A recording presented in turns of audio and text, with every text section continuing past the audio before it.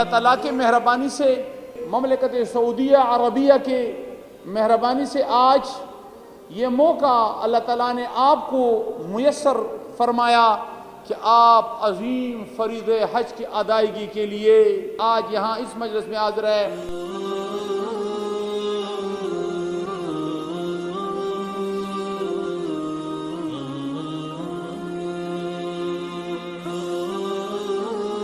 على رعاية الحاج وسقايته وإعانته والاهتمام العام بشؤون الحاج والمعتمر.